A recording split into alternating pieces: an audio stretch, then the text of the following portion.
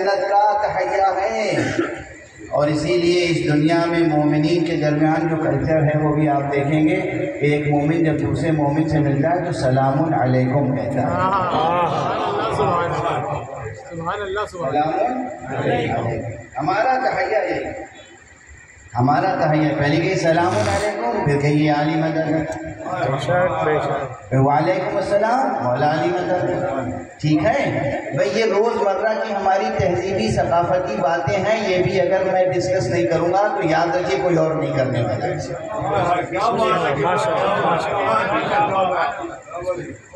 یہ روز مرہ کی تہذیب، ثقافت، ادب، ہمیں کیسے بولنا ہے، کیسے خطاب کرنا ہے۔ سلام علیکم کہیے یا علی مدد کہیے، علی سے وابستگی کے بغیر اللہ کی طرف سے سلامتی تھوڑی نازل ہونا۔ علی کی شادشاہی، علی کی بادشاہی، علی اس میں الہی، ہر ایک میزان پہ تولا، تمام کے ساتھ دل مولا، علی مولا، علی مولا، علی مولا،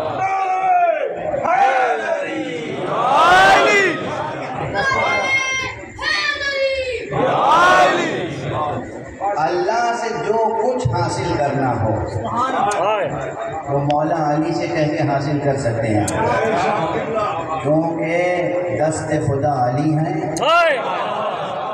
اور باب شہر خدا بھی علی ہے۔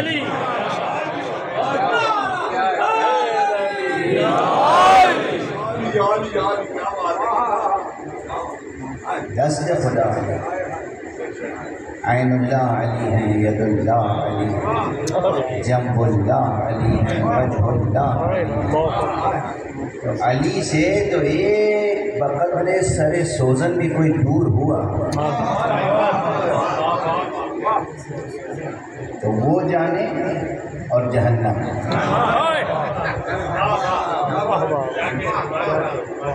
بہت صاف، کوئی تقیہ کی بات ہے ہی نہیں، یہ تقیہ کا محل ہی نہیں ہے۔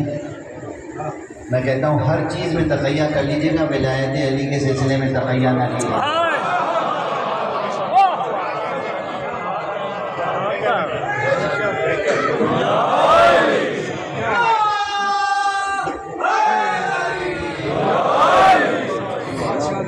کب تک تقیہ کریں گے؟ کوئی تقیہ کا محل نہیں۔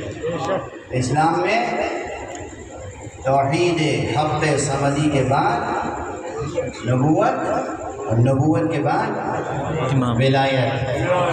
اور یہ جملہ یاد رکھیے گا کہ جس طرح یکتائی منحصر ہے ذات احد کے لیے، عبودیت عبودیت عبودیت عبودیت خاص ہے ذات خدا کے لیے، اسی طرح نبوت منحصر ہے ذات محمد میں اور ولایت منحصر ہے ذات علی میں۔ دم لگے، دم دم لگے، ہر دم لگے، اور مل کر سنے اور سن کر چلے، چل کر مرے، نعرہ حیدری،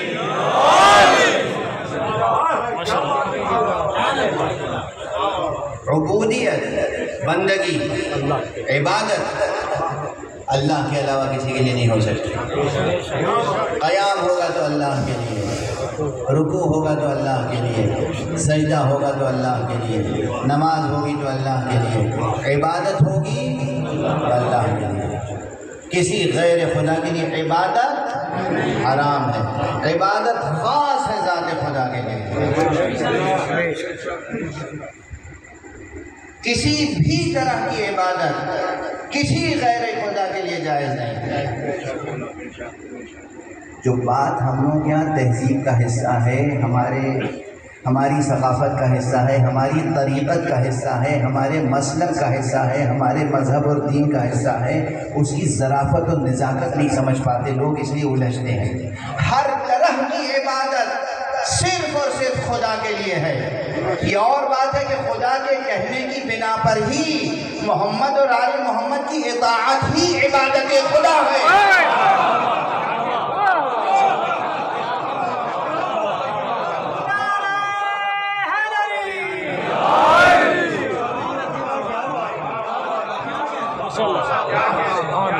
کیسے کریں گے اللہ کی عبادت؟ کیا معنی ہے اللہ کی عبادت کے؟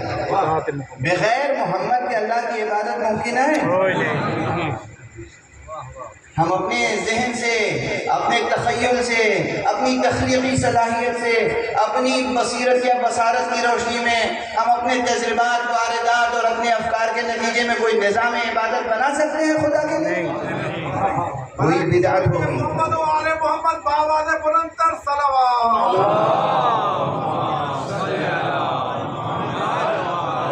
ہم نے اپنے طرف سے کوئی چیز بھی بنائی وہ ہوگی کیا؟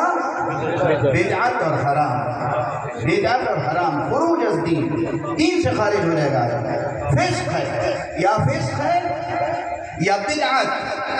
ہم اپنی طرف سے کوئی ایک چھوٹی سی چیز بھی بنا میں عبادت نہیں بنا سکتے کہ جی ہم نے یہ طے کیا ہے کہ ہم اللہ کی اس طرح سے عبادت کریں گے، چاہے وہ کتنا ہی شائستہ طریقہ ہو۔ تو عبادت صرف خدا کے لیے ہے، اور وہ بھی خدا کے بتائے ہوئے طریقے سے، مگر خدا ہی نے تو بتایا ہے۔ قُلْ إِن كُنتُمْ تُحِبُّونَ اللَّهَ فَاتَّبِعُونِي، کہہ دیجئے کہ اگر تم اللہ سے محبت کرتے ہو تو میری پیروی کرو۔ یعنی پیروی مصطفیٰ دراصل عبادت خدا ہے۔ اگر پیغمبر کی عبادت، پیغمبر کی پیروی نہ کریں گے تو پھر یہ نماز کا نسخہ بھی کہاں سے ملے گا؟ یہ نماز پڑھتے سارے مسلمان، کس نے بتایا آپ کو نماز کیسے پڑھی جاتی ہے؟ اللہ تعالیٰ تشریف لائے تھے۔ بہت سے لوگوں کا عقیدہ ہے بھائی کہ اللہ تعالیٰ ایک خوبصورت جوان کی شکل رکھتا ہے، اور وہ عرش سے اترتا بھی ہے اور عرش پہ چڑھتا بھی ہے۔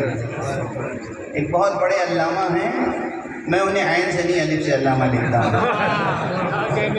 ان سے پوچھا گیا، وہ ممبر پہ تشریف فرما تھے، مشہور واقعہ، ان سے پوچھا گیا کہ اللہ تعالیٰ عرش سے کیسے اترتے ہیں اور کیسے عرش پر چڑھتے ہیں؟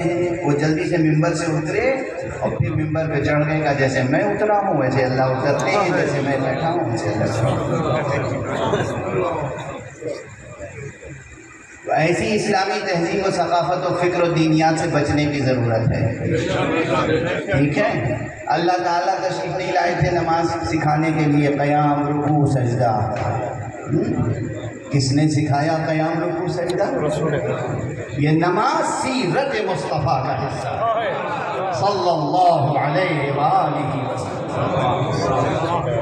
نماز ہو، روزہ ہو، حج ہو، زکوٰۃ ہو، خمس ہو، جہاد ہو، اعتکاف ہو، نذر ہو، جہاد ہو، جتنے بھی آداب و رسوم عبادت ہیں سب سیرت مصطفیٰ صلی اللہ علیہ وآلہ وسلم کے مختلف ابواب۔ ان کے طریقے کو اپناتے چلے جاؤ گے، اللہ کی عبادت کا حق ادا ہوتا چلا جائے گا۔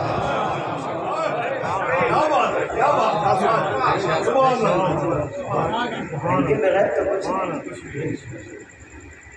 اور جب ان کے بس میں سمجھتا ہوں کہ اب جو کچھ آدھی ادھوری باتیں کہی تھی نا، کڑوی کسیلی، وہ اب اسے نہ چھیڑے نا دوبارہ۔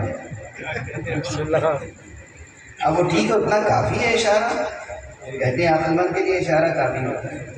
یہ ذہین مجمع جو کچھ مجھے کہنا تھا کہہ چکا، ٹھیک ہے؟ اور جو خلا ہے بیچ میں پور کر لیجیے گا۔ اب حاصل بھی یہ ہے کہ خود حضرات محمد و آل محمد علیہم الصلاۃ والسلام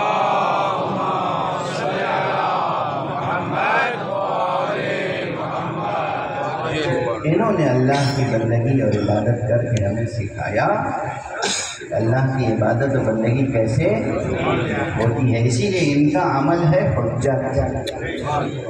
اب اسے ادبی تعبیر میں اگر میں کہہ دوں کہ جی ہم اللہ کی کیا بندگی کریں گے، ہم تو محمد اور آل محمد کی بندگی کے لیے پیدا ہوئے ہیں، لوگ کہتے ہیں شرک کر دیا، دیکھا مقصد صرف اتنا ہے کہ ہمیں ان کی پیروی کرنی ہے، ہمیں ان کی غلامی کرنی ہے۔